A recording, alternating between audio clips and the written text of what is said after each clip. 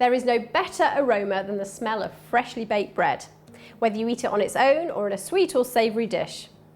I have a selection of very different recipes here in front of me, so why not click on the one that takes your fancy and I'll show you how I made it.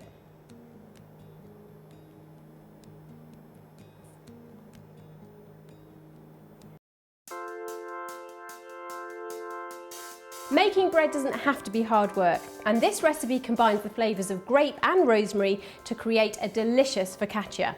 Now first of all, add 1 teaspoon of dried active yeast and 1 tablespoon of caster sugar to 350 ml of warm water. Stir this gently and then set aside. Using a pestle and mortar, crush 1 teaspoon of fennel seeds and place in a large bowl with 450 grams of plain flour, 1 teaspoon of chopped rosemary, a teaspoon of salt and combine. Add the yeast and sugar mixture to the bowl and mix gently with a wooden spoon until it forms a dough. Feel free to add a little more flour if you find that the dough is sticking to the bowl. Next, flour a clean work surface and turn out your dough. Use your hands to knead the dough for 10 minutes until it's nice and smooth. Pour 1 tablespoon of oil into a bowl, roll your dough in the oil and shape into a ball. Then cover with cling film and leave to prove in a warm, draft-free place for between 1 and 2 hours until the dough has doubled its original size. So now the dough's ready, I can remove the cling film, can flour the surface and tip out the dough. Then take 250 grams of grapes and add half of them to the dough. Next, take out a large baking tray and scatter the surface with semolina, polenta or flour. This helps keep the bread from sticking to the tray and allows it to slide off easily. Use your hands to stretch out the dough until it's roughly the same size as the baking tray. Cover with a tea towel and leave to rise for 30 minutes. So while the dough rises, you want to preheat your oven to the highest setting. Take a baking tray and line it with greaseproof paper and place in the oven for about 5 minutes to heat. So after half an hour, press the remaining grapes and some sprigs of rosemary into the surface of the dough. Drizzle a tablespoon of olive oil over the top, then scatter with sea salt and some extra fennel seeds. Slide the dough onto the preheated baking tray, just be very careful of the hot tray, and bake for about 5 to 8 minutes until golden and cook through. So there you have it, red grape and rosemary focaccia, a real taste of Italy.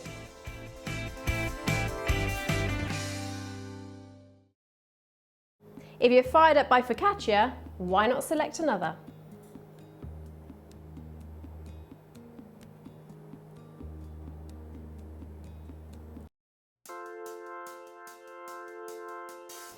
This bread and butter pudding is a clever way to use brioche. It's going to serve 8 people and it's flavoured with fresh, juicy raspberries and almond milk.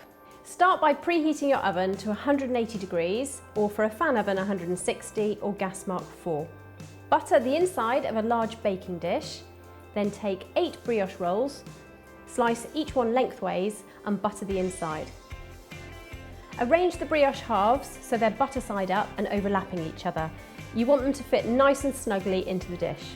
Now we're going to fill the dish with a delicious mix of raspberry jam and almond milk.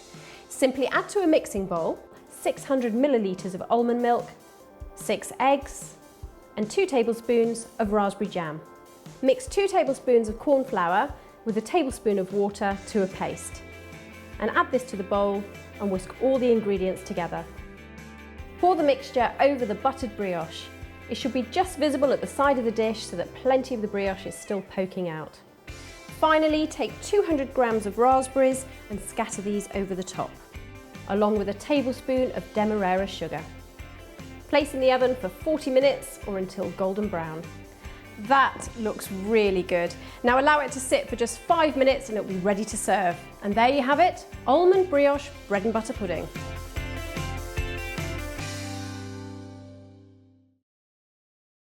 You really can't beat a good bread and butter pudding. So if that's given you an appetite for more, why not select another?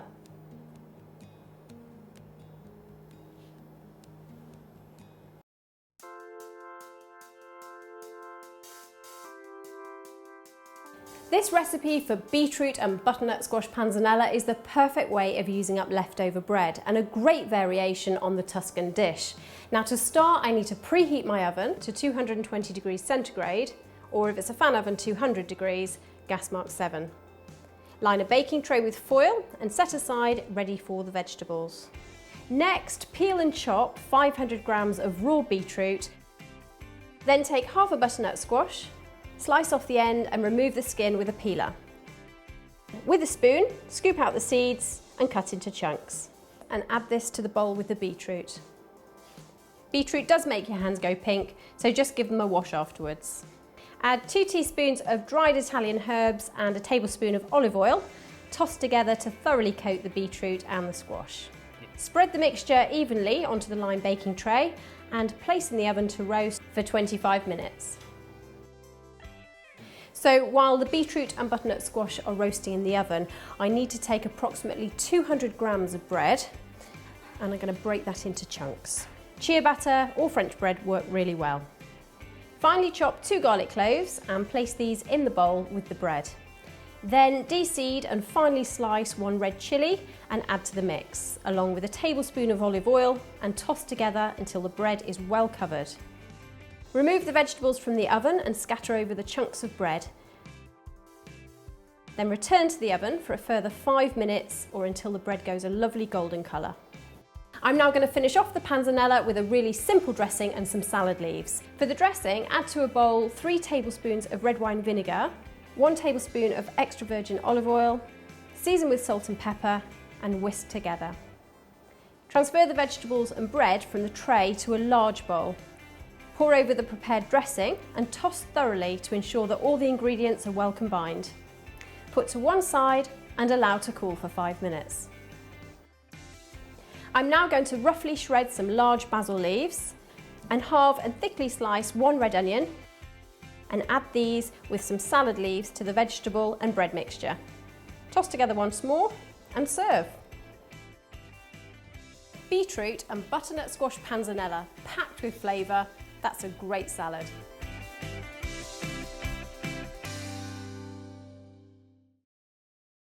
Did you know the first machine designed to slice bread was invented in 1928? Want another recipe? Just click.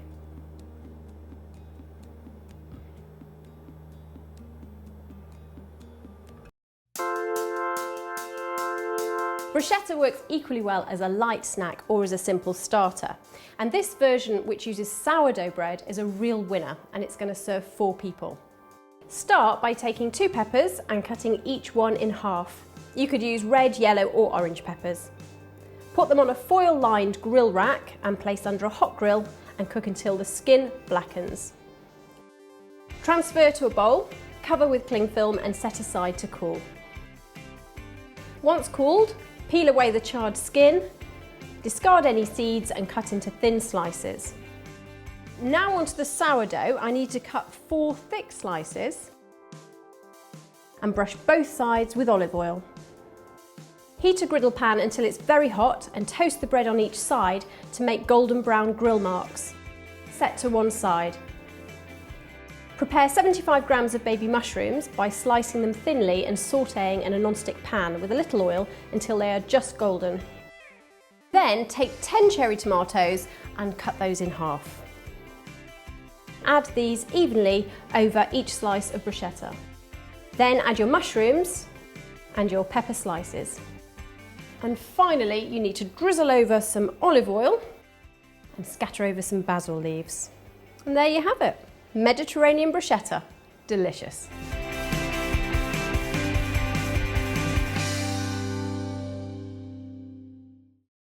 If you're hungry for more, why not select another recipe?